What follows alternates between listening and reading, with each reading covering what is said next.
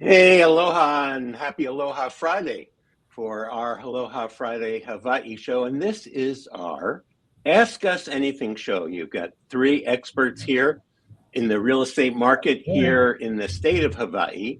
And we've got Peter Prentice from the island of, well, the Big Island, also called the island of Hawaii, and Ashley Wasson from Oahu in the beautiful town of Kailua. Is that right? I think so. And my name is Ronnie Margolis. I'll be your host here today. I'm a realtor broker on the island of Kauai. And, I was putting up a Facebook post this morning about it's a little chilly. And then I said, but I'm, my prayers go out to most of the country that's going to be freezing, especially most of my family that's in the Philadelphia area. So, any opening words or anything you want to say to our audience, Peter, before we get going? Yeah, just kind of hopping on top of the chili thing, being in Hawaii, being born and raised here, and just living here for a long time. We get so spoiled, right? We start getting chilly. We have to put on socks. We'll maybe put on a sweater or something like that. But it did because on the Big Island, we've got the big mountains, right? So we do have some elevation change. It did get into the 40s in Waimea, which is pretty legitimately chilly, I would say, Hawaii standards at least. So that's about as cold as it's going to get really here, and without being on the top of the mountain. So, yeah. That's cold. That's really cool. I mean, it got chilly. Like arguably, it was like a southern winter. It's been last week, or at least for a few days there. I think everyone was like putting on mittens and thick socks and sweaters. I mean, it only lasted a few days. I know we are. I mean, people are about to get hit pretty hard. I know everyone's preparing big time, in the South. So our prayers will go out to you guys. Yeah, we're coming to Hawaii right now. I think the nature of human beings is that we learn to adapt, whether we want to or not. Right? I spend some time up in Spokane, Eastern Washington, where it gets really cold. It can be 10 below. And I'll go into the Safeway store there and I'll see a volleyball player from Gonzaga. It's -10 and she's in a t-shirt and shorts and sneakers. Yeah. Okay, fine. I need 3 or 4 layers. So this is our Ask Us Anything show. And let's move along.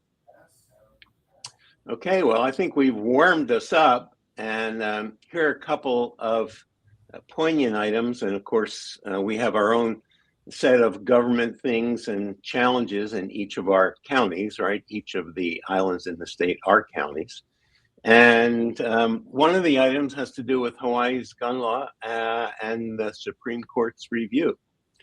Who wants to take that?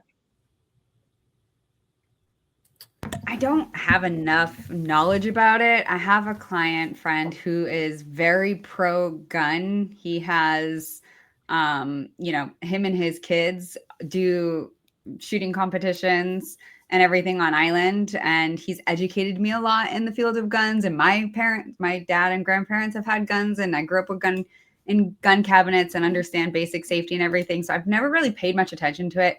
Hawaii is it's one of the strictest, if not the strictest state with gun laws here. And I know that they're trying to I believe the restriction is outside of just, private facilities, restrictions on people's homeownerships in their homes here for guns. And then that went to the Supreme Court this month in January. And I don't know what the verdict was. Do you guys? No. I think potential outcome is ruling against Hawaii could further expand public carry rights and invalidate similar restrictions in other states. I think that, like you were saying, like Hawaii is very conservative with gun law, right? There's you can't be just walking around like in Texas. Like I guess the stereotype is you've got a gun, you can kind of hold it, in your holster, and you're walking around. It's not like that here. Like I would say most people are pretty. I don't know. Like you got a lot of hunters here, especially on the Big Island, right? So there's a lot of people that are into guns for that reason. But I think you don't really see as much of that happening for protection wise, at least in my circles. I don't know, because it's pretty safe here, But Yeah, I feel safe here, especially on this little island where the headlines in the newspaper might be someone stole a car, something like that.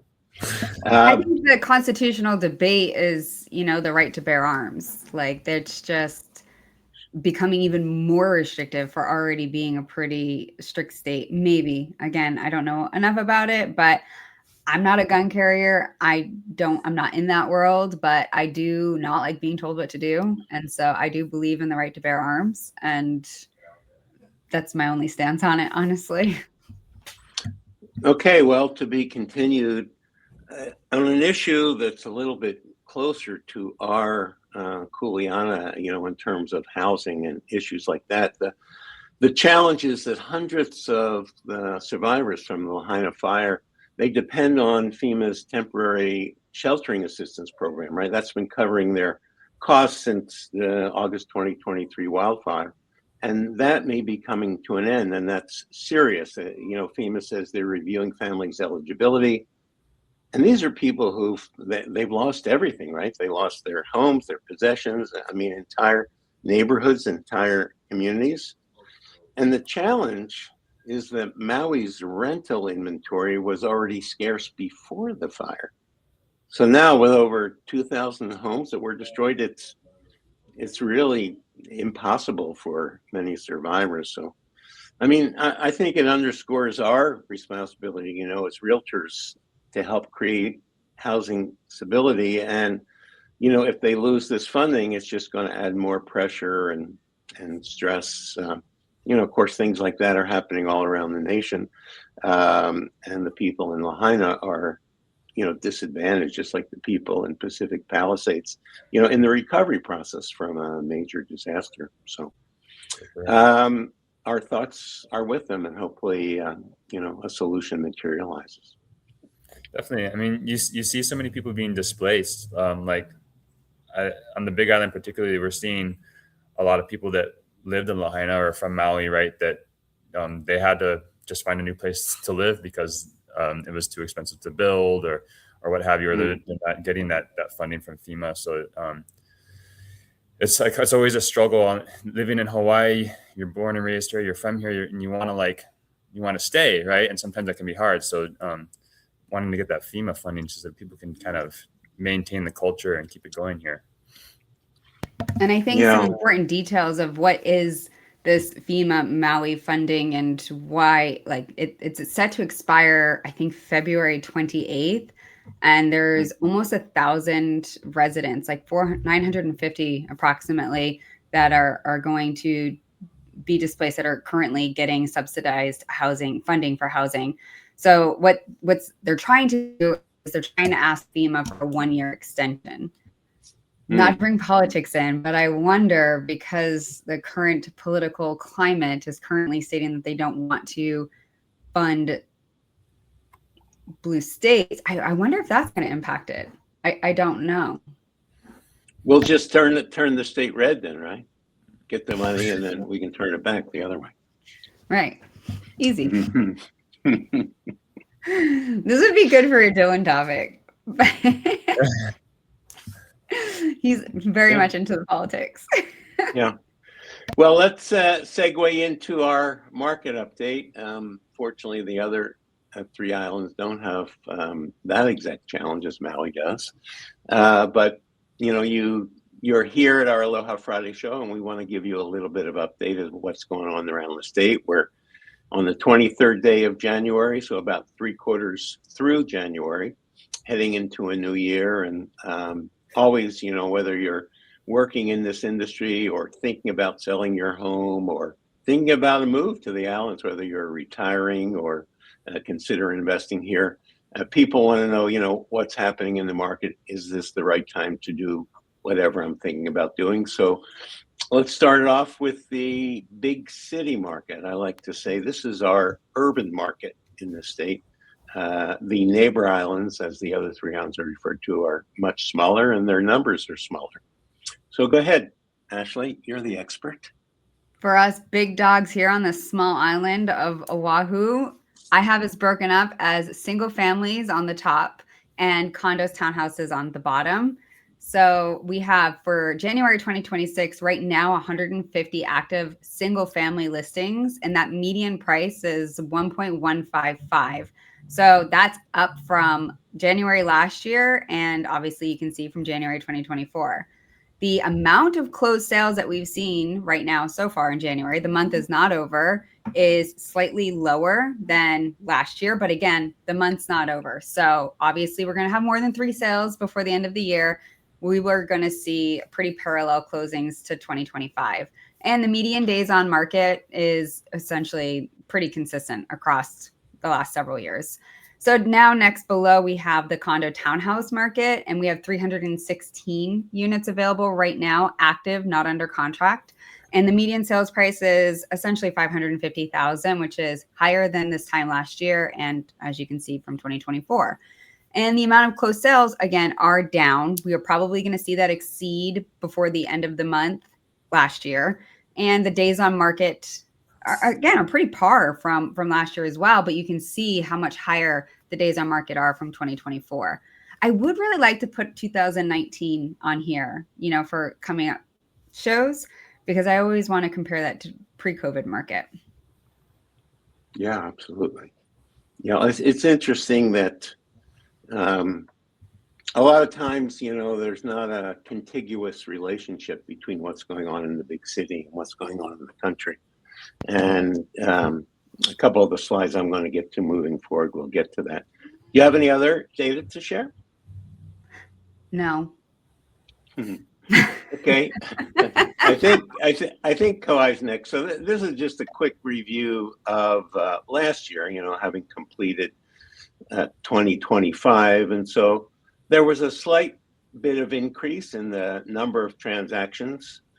I have a lot of friends on the mainland, and I kind of laugh at all the time that we, as agents that are into numbers and being intellectual, talk about an island that has a total of 50 transactions in a month. But c'est la vie. We did see a boost in volume, so we were up to 1.3 billion from less than that, right? Sales were up 11% in terms of the dollar value.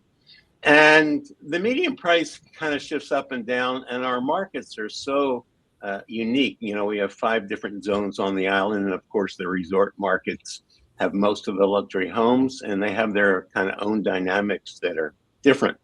Let's move on to the next graphic. Wait, sorry, Ronnie, Yeah. Is this Hawaii? This is Kauai. Okay. Forgive me. Yeah, I'm on Kauai. I'm sitting in Lihue near the airport.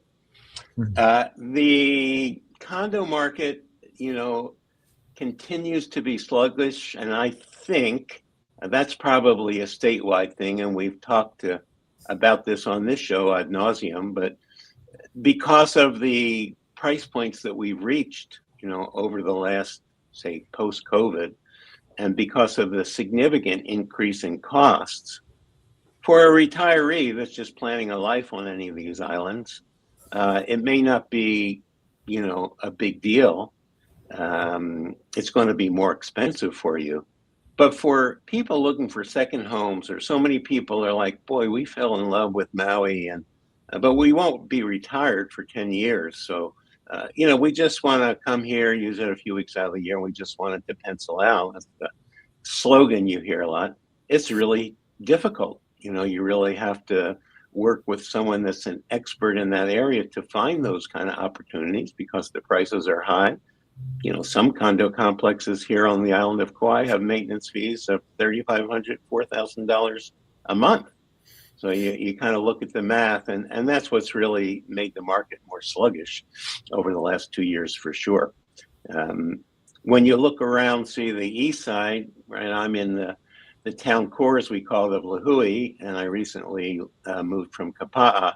There's much fewer inventory of condos in those areas, but the resort areas, have tons of condos. And when you look at the North Shore, that would be Princeville, and the South Shore, that would be Puipu Beach, there's, on average 16 to 18 months of inventory, pretty much consistently. So what that means to you, if you're watching this show and thinking about buying here, is that as a buyer, you have a lot more leverage.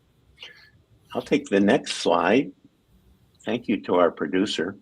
I thought this was interesting. You know, since we share the same multiple listing service, you can see, you know, Kauai continues to grow. Our sales grew, our volume grew last year, but your island, Peter, quite a different story, right? Sales were down, sales volume was down, median price was down. And yeah, and if you go on to the next slide, Ronnie, this kind of you're sitting here with like, we need great slides, lots of information. I'm feeling like very inadequate with the amount that I've provided. I love it. Can you do mine next? Sure.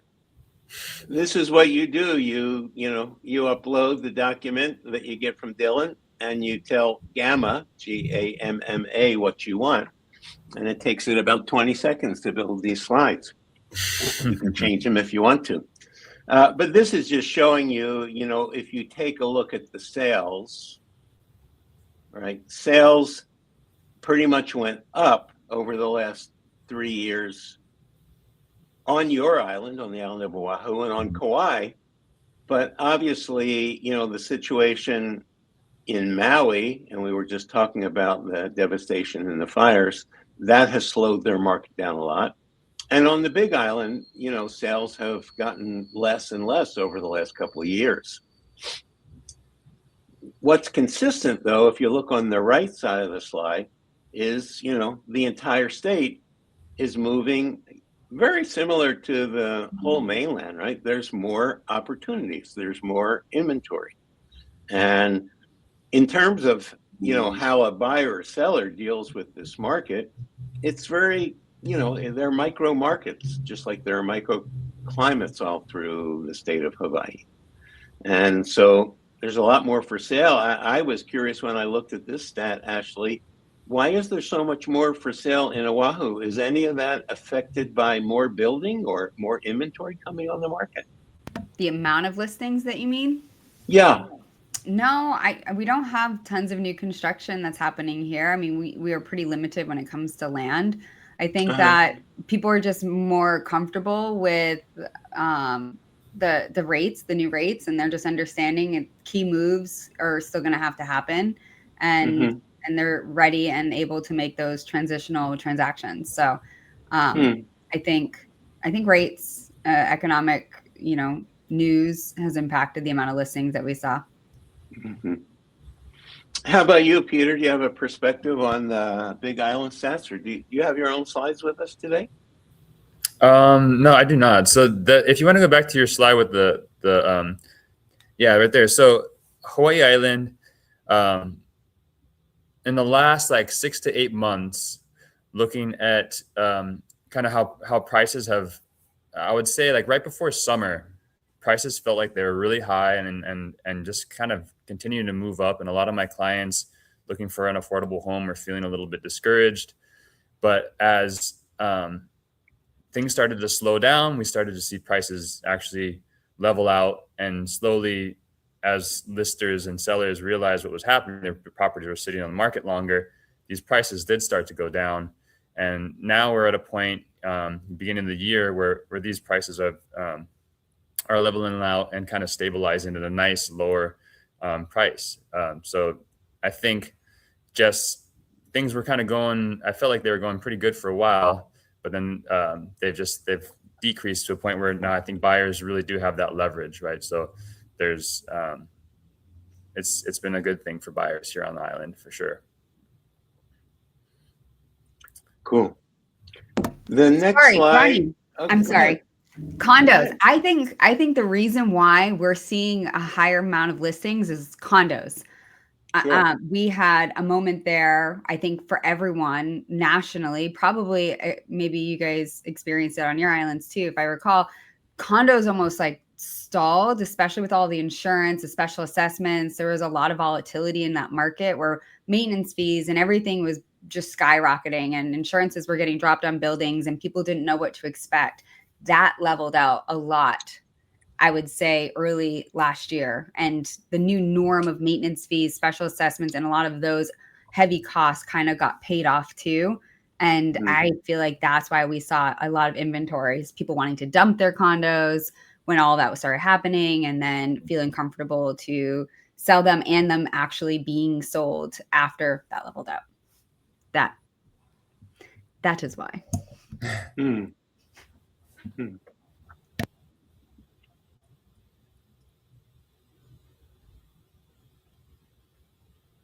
Okay,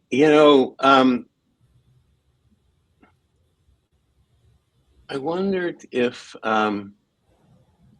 I could try something. Let's see if this happens. I don't know. You may have control over it. Okay. I think you'll have an option if you want to share my screen as well. So what areas are actually still affordable? I love the question in parentheses that our viewer is asking. Like the climate, it's all relative. Is it 0 degrees and ice, or is 60 cold? Yeah, how do you When define people? Right? Well, here's how I think Ashley and I define it. When you get someone that's looking, they just came and they vacationed on any of these islands, and they're just curious, and maybe they have a home in Arkansas, and they're thinking maybe they'll sell it and move to Hawaii. So they go online and they say, looking for a 3-bedroom, 2-bath house, 2-car garage. Like to grow our own food. We want a good sized garden, and definitely want some ocean views. And we go, great. What kind of budget did you have in mind? And they go, I don't know, 275, 300,000. Well, when they say that to Ashley and I'm going to guess, even though I have not asked her, I say, you got to talk to my partner, Peter, on the Big Island. He may have some options for you, because you're not coming to Kauai on $300,000. I just sold a house. Well, it's closing on Tuesday. And it's actually for me, it's an inspiring story. But there was a couple, and they loved animals. They had lots and lots of cats. And so when they passed, they left a lot of money to the Kauai Humane Society. And they also put in their trust that their son, or I think it was their stepson, could live in the home until such time as he passed away. And then when he passed away, the home was bequeathed to the Kauai Humane Society. Now, this house was a fixer of fixers. I mean, some contractor might come and say, this is a teardown, right? You're just buying a piece of land minus the cost to get rid of the structure that's there. Mm-hmm. But we put it up on this interesting platform, USA Home Bids, and we watched. The auction was supposed to close at 4 p.m. on a given day, and we watched these final bidders bid the thing up to $762,000. And there's a lot of places in America where $160,000 buys you quite a nice home. Not everywhere, but that was like very severe, a fixer-upper, and that's not affordable. So let's each take a pass at that question. And I would say, what's affordable, on Kauai are some modest-sized condos in the non-vacation rental areas, i.e. you can't vacation rent them out. 1-bedroom condos in the vacation rental area in the $400,000 range. And the place where I moved to, which is a 55 and over community, where you can get a lot for under 500,000. So is 500,000 affordable? I guess it depends where you're coming from. If you're coming from, Malibu, you're coming from Silicon Valley, you're coming from San Diego, or probably any big city, that's not a high price, but it's all, relative to where you're coming from. You came in 2018, so yeah, I know. That was a good time for sure. Yeah. Hindsight is 2020. They always say that, right? And sure, if when COVID hit, I don't know any realtor that had a crystal ball that said I should go buy everything I can right now, because I myself personally was in a state of panic. Like, what's going to happen? What's going to happen to my business? If I knew, I would have sold every piece of stock I had and just bought a ton of real estate, right? But who knew? So, anyone else want to talk about affordability on your islands? Yeah, I mean, I think you're right. I'm not very familiar with the Oahu markets, but Big Island, or Hawaii Island, like any other place, has micro markets.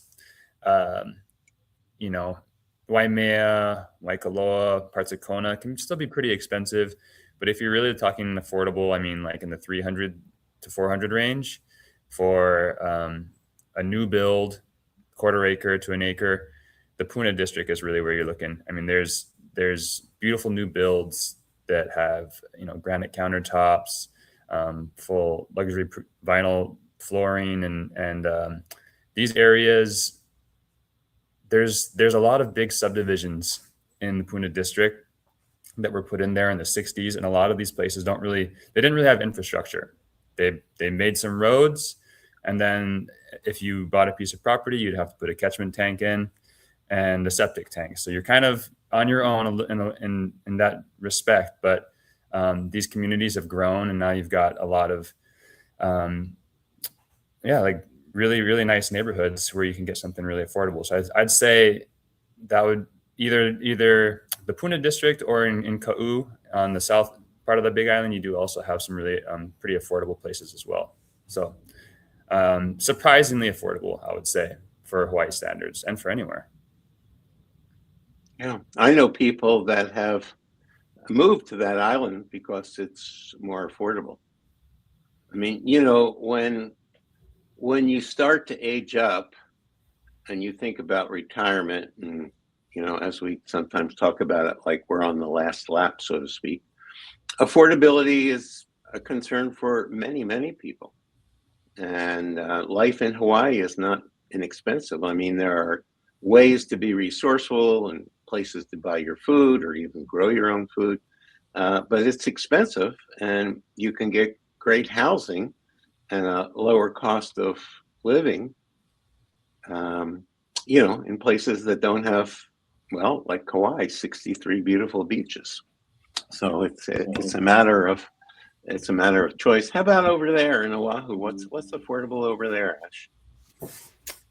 As of right now, for perspective, 16 single family properties that are fee simple on Oahu that are under 500,000. Half of those are under contract right now, and they are all predominantly on the west side of the island, on the what we call leeward coast.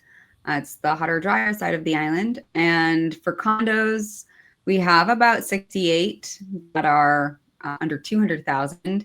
That is a very, very wide variety of size, location, age of building, maintenance fees. So that one's far more like an onion, a lot more layers to dive into. And about, I'd say, a quarter of those are under contract. So we do have affordable pockets here. Definitely. It's a mixed bag all the way around. I think that in real estate, with any, leading market, when it comes to pricing, it's just important to understand what type of market you're going into. And I like to call Hawaii, at least Oahu, an equity state.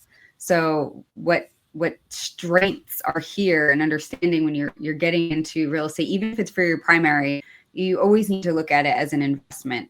And as an equity state, it's a long game. So you might need to just start small and work your way up, and use the equity you build in whatever property you have to evolve or get into the type of homes that you want to be in, the areas that you want to be in. And I've done that personally, and that's what I help my clients do for the last decade and a half. But there's a commenter on YouTube too that she said in California, she moved here in 2018 and the prices seemed great to them. So again, perspective, but it was 2018. And I think that definitely what you guys said. It really depends. If you're coming over from, I don't know, Alabama or some other areas that have more affordable locations, and this would definitely feel a lot steeper than coming from Southern California or Northeast or someplace. I love the idea But of the there's a step. place for everyone. Everyone can find something here. It's the life. You're not going to be indoors much. You're going to be at the beach or hiking or hanging out with friends. So Yeah. come Well, in, that's just true. enjoy the weather. That's true.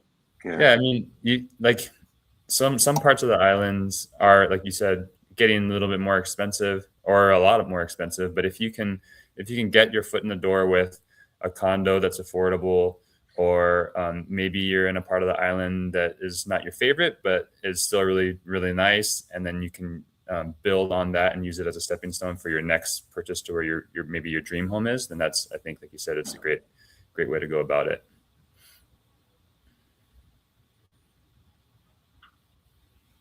Who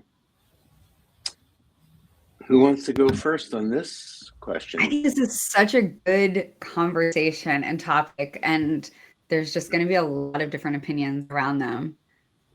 I'm interested to know your guys' opinion with beachfront homes. Well, as a realtor, there's lots of complexities in the sale of them. Some homes, if they're destroyed in a hurricane, can't be rebuilt. So is it still a good investment? Well, probably not if that happens. I was checking online, and it says that Kauai is in the most critical position. About 73% of our shorelines are eroding. And if there isn't a change, right, in global warming by 2100, and I won't be here, 90% of Kauai's beaches will be gone. 90%. So, Wow. yeah, so that's it's a concern, certainly as it relates to the housing market. I'll just dig into that for a moment. There are areas along the beach where, as the shoreback set line, has moved back and back and back, you can buy a house on that street, but you can't get anywhere, near close to the water that someone did to build a house in the 70s and 80s. And sometimes, lots will come up for sale, and it looks great until you find out that you have to build so far back from the ocean because of the setback getting larger that you really don't even have room for a house. So that definitely affects what the value would be. And so it's a challenge. And I think in terms of, is it a good investment, it really depends. What's your goal? How long are you going to live there? What level of risk are you comfortable with? These are some of the questions you have to ask. It's not like the prices of the homes along Honolulu Bay have gone down. I mean, I'll see something that sold for 11 million in 2020 that just goes up on the market for 23. But of course, that's, those homes are set back pretty far from the beach. Different areas, they're very, very close to the beach. Each island's different. So what do you think, Ash?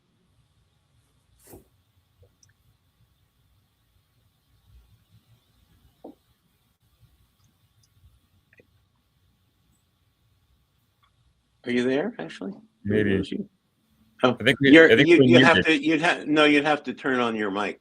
I want to hear what you have to say. Oh, sorry, I did.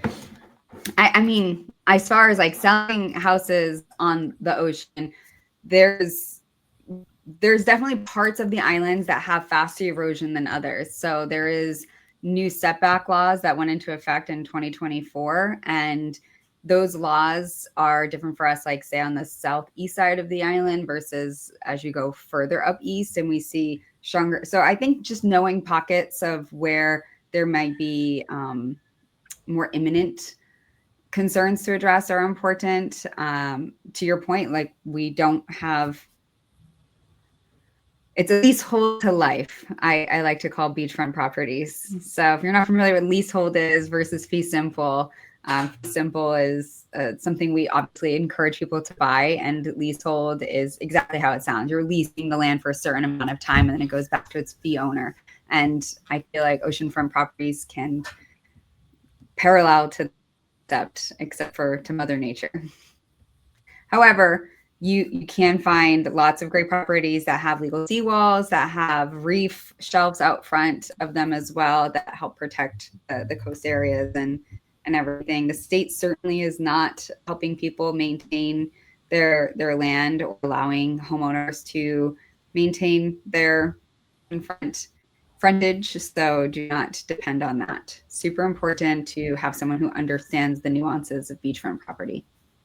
Yeah, I don't know if this is a state thing because, all of our counties, we have a lot of our own unique to our county, but then there's state law as well that often supersedes it, but not always. But I'm seeing that as of 2021, sellers of those kind of properties are legally required to disclose if it's in a sea level risk zone because that can affect their values and their long-term investment. But it says that by 2050, so, a couple of decades from now, they're predicting a 1 foot sea level rise. And by 2100, planners are planning on a 3 to 6 foot rise. So that's a lot of sea level rise. I thought every county, your point I am speaking on regarding Oahu, I mean, we have to, and I thought every county has to include a sea rise level map. So there is a map that you can type in the address and you can see where that expected sea rise level will go.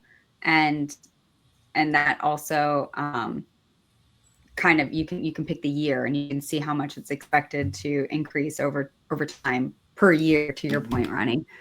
Mm-hmm.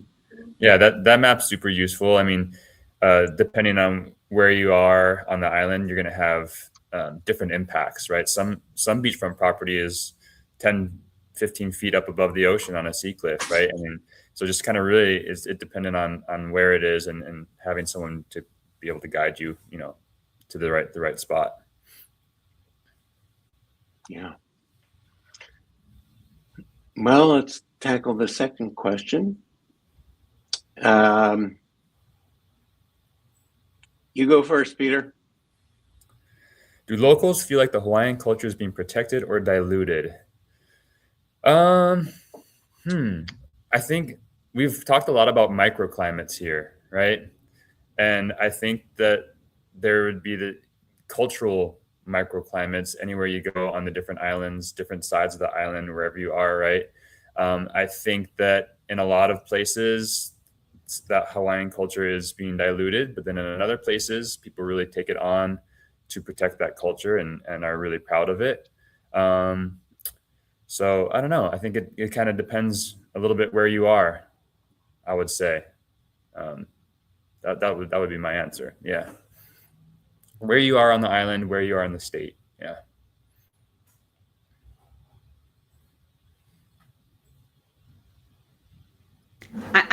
I can chime in a little bit as much as any implant here can comfortably. I do know from having a child in the school district here that there is definitely a stronger presence of Hawaiian immersion education within the DOE and the public school system. I know that is certainly taking, I think, between social media and education on social platforms with its youth, and then also within the DOE implementing just language and arts and history. I think that has definitely increased and making people become more aware and trying to bring the language back and to become more of a commonality. In fact, looking up like a statistic right now, there is a 68% increase in enrollment over the last 10 years of Hawaiian language immersion education schools. The campuses have also grown over 30 locations, and we are seeing K through 12 immersion experiences now available on 6 of the 8 major islands. The only major, and I know that they're starting to include also more culturally relevant extracurriculars like hula, and the downfall, or rather I'd say the limitation there is the educators. They don't have enough educators for the demand. So I think that it's starting to be more protected. I don't think it was because of suppression against not anything for their wants, but I think now they're taking a stance and they're bringing it back. And I think that it will only get stronger with time. Yeah, here on Kauai, I'll speak to my own personal experience. So I've been here for 21 years, and sometimes people do call us, and they have a preconceived notion that's going to be a problem. You know, Hawaiians that don't like us. You know, we've kind of invaded their land. They want to take their land back, so on and so forth. And that's not exactly what this question is. I'll get to that in a second. But, you know, it's like that hasn't been my anything like that. I tend to walk the other way because I don't have control necessarily of, you know, the history. But I think, I don't think the protection of Hawaiian culture is so much in the mainstream that you can't go anywhere without becoming aware of it. And I guess that's to say that the people that are passionate about doing that on each of these islands are doing it in different ways, shapes, and forms. The North Shore of Kauai has never had a high school. And so whether you live in Kilauea, all the way up to Haena, which is about an hour from the nearest high school, your kids had to come down the island. And so it was just during the COVID period that we got permission from the state to launch a charter school that's completely, you know, all about Hawaii immersion and learning about the culture and the, you know, with a Hawaiian principal. And there's another, you know, Hawaiian focused school, Kanui Kapono, up in Anahola. So from my, you know, experience, this is allowing the younger generation to be exposed to it. But when you ask the question, and of course, all these questions are subject to interpretations, do locals feel that? I think if you ask most local Hawaiians, they definitely feel like it's not being protected because it's not really in the mainstream and there aren't, you know, big gatherings to talk about it. It's more like a small faction of people that are pissed off that it isn't being maintained. But there are people, you know, more conscious people, I would say, you know, that are aware of the beautiful traditions and kind of the essence of aloha or kina ole, which is a word that our team often uses, of doing the right thing at the right time for the right reason.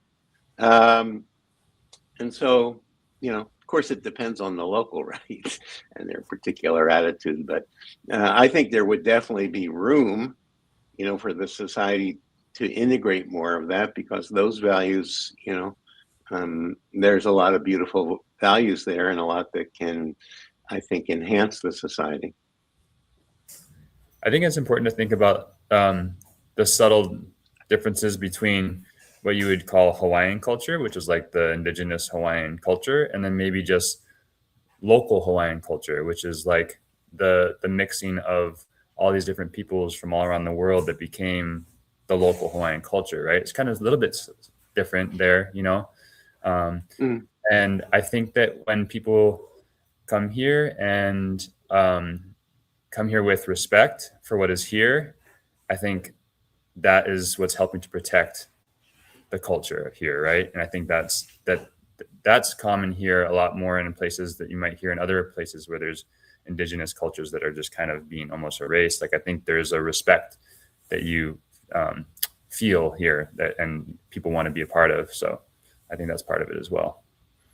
Yeah. Whenever to piggyback what you're saying 100%, when I have clients that are moving here and they're feeling like they're struggling on fitting in, I just really, really recommend, you know, going to nonprofits, volunteering to local kalo farms or cleanups of marshes, understand, you know, the land and the grounds a bit more and don't just learn it. Just learn it and know it, and you just become more connected with it. And that's my number one recommendation.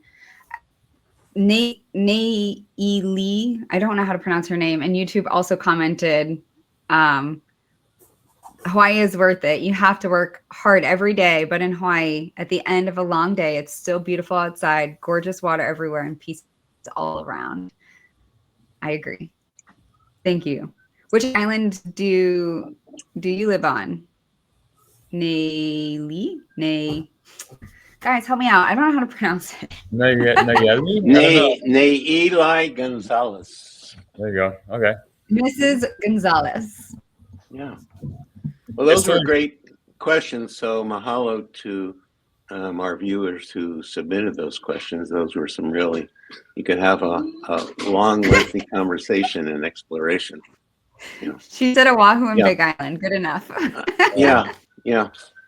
I, in my work and in my life, if there's something that interests me, I just love talking to my assistant. I have a couple of them, but Claude and Chet are two of them, because there's so much to learn. There's so many rich pockets of information about Hawaiian culture that I'm sure I've never been exposed to or aware of or understood after 21 years in living in the state. There's a lot to learn about Hawaiian culture. Okay. Well, I don't know if this is part of Hawaiian culture, but it's part of Hawaiian real estate. We're going to talk about our diamonds and deals. So this is the section in the show where we feature some special properties or particular deals. If you're someone wondering what a deal in the state of Hawaii looks like. So let's see what our first property is.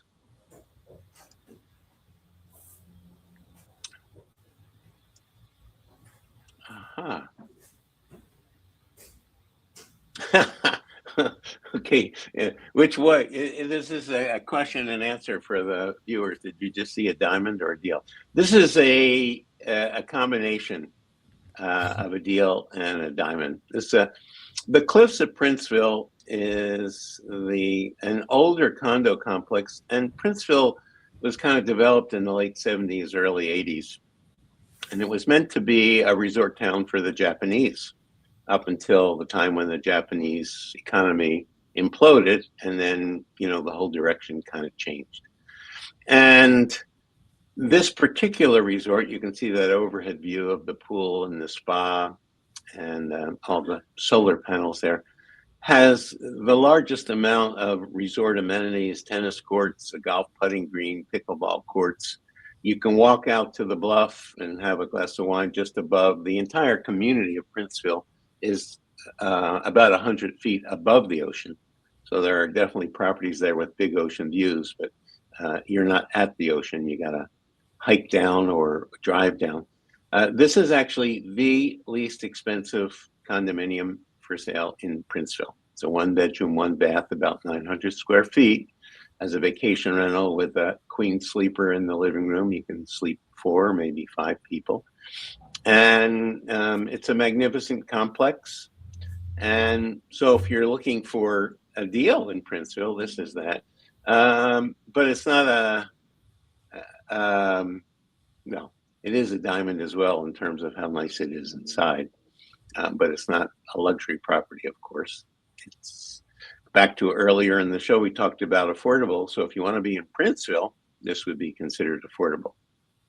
The least expensive single family home in Princeville is currently $1.65 million. Well, here we'll take it to the other side of the spectrum, a single family in town. And we have 8 bedrooms, 4 bath, fully renovated. It's got 3 separate living spaces, and you can't see it, but this drone or aerial view where you see the red pin, right behind it is a little structure to the left, and that's a detached ohana unit as well. And it's got a big green grassy yard that's fenced between it. So investment property or a house hack, or you can have, multi-generational. Oh, there we go. I have 2 slides. And I just love that they got playful with the tile and the design. It was just intentional. And love this home. I always like something where you can offset your mortgage with rental income. That's awesome. Yeah, that's. I would live there Me too. in a heartbeat. Looks like single story. Oh no, there's stairs to climb. Oh, I didn't say who the listing agent was on the other one. I'm sorry. It's not listed by me. It's listed by someone else. Maybe I have it on there. I'm split my brain. Sorry, listing agent, if you're seeing this. Well, Okay, if we get them a buyer, they won't care.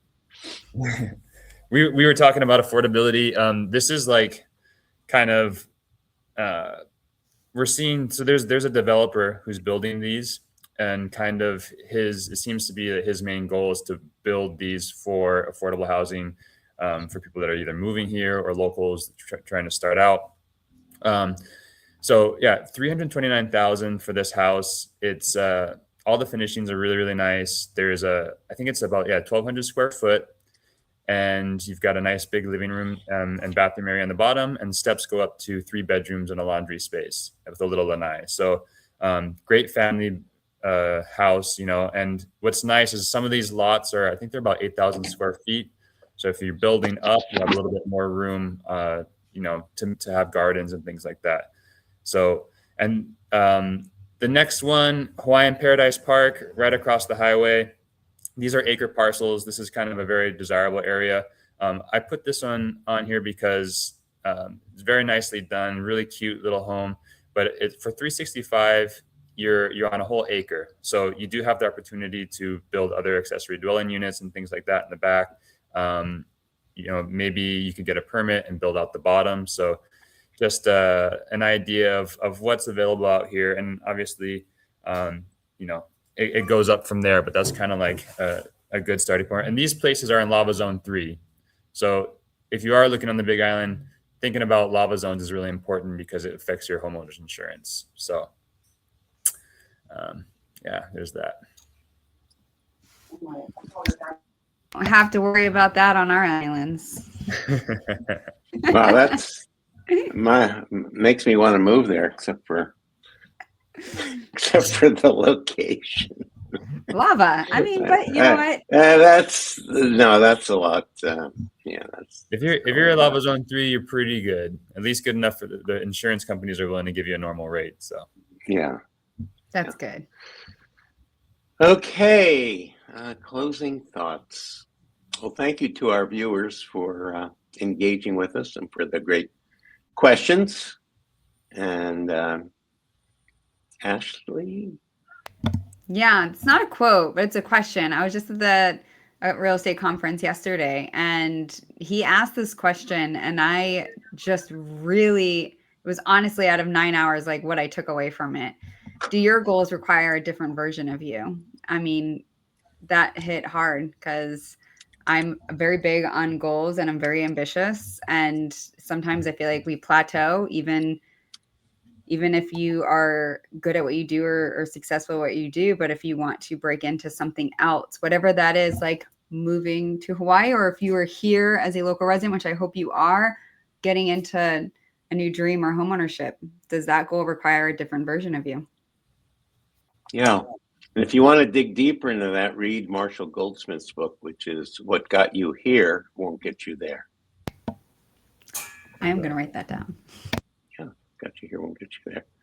I went out and looked at a Dale Carnegie quote there by the ocean.